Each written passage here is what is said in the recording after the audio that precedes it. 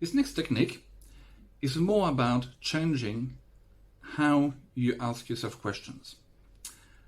A very common question that anxiety sufferers, also depressive people, ask themselves is why? Why do I feel like this? Why me? Why can't I be more normal? Why is a dangerous question to ask yourself when you're stuck. Why does nothing? It leaves you where you are. Even worse, your brain will always attempt to answer whatever questions you give it. So you've got to be careful what you ask yourself. If you ask yourself, why do I feel scared? Well, your brain will find you answers, and they might not even be right, but it will give you answers, and it's going to give you a list of things you should be scared of, or things you should be scared of. You've got to be careful with it. Another example, ask yourself, why am I so stupid? The brain will tell you, well, you don't have the best genes in the world, are you? Your parents were not that bright, you didn't do good at school, and so on and so on. Ask yourself, why am I so great? Well, good education, good parents, you were good at school. You see what I mean? Your brain will give you answers to whatever you give it, and why is a double-edged sword. Also, why keeps you stuck? Why assigns blame? Why gets nothing done? That's the main problem really here. For example, imagine you come across an accident and you're the first person to arrive here. Do you spend time wondering, okay, why is this person there injured? Why have they crashed the car in the tree? I hope not. Instead, you take action, and even if the action is just calling 999 or checking if the person is injured, and maybe if you qualified, give first aid. You let the police and the insurance company worry about the why. It's not your job. So the same thing applies here. You can look back at your anxiety disorder and analyze what went wrong when you're in a better place, when you're in a good place. That's when you do the analysis and the self-contemplation.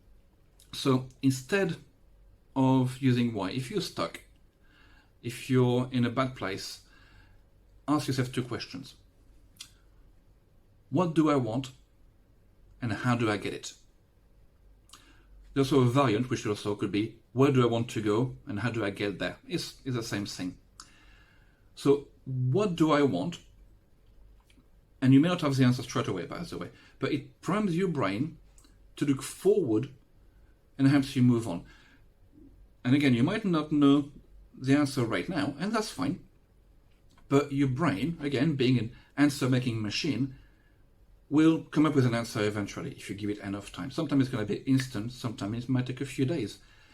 And it will simmer at the back of your mind, and at some point, it's going to pop, and you will have your answer. Once you got your target, when you got a destination, when you've got your goal, then it's, okay, how do I get it? How do I get there? And that helps you act toward it.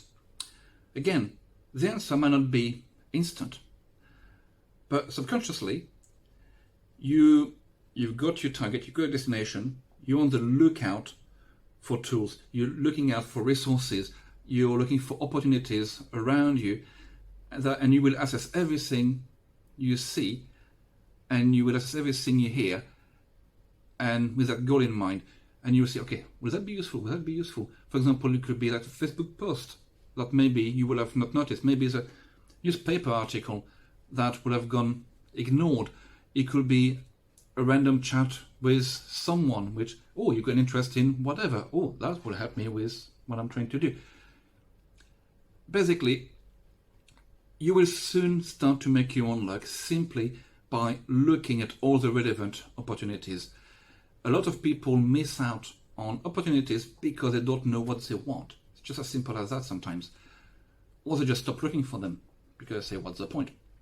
So, to summarize, what do I want? Says your GPS. And how do I get it? Forces your brain to calculate the route for it. So this set of questions are very useful whenever you're stuck, no matter how important or trivial the subject is.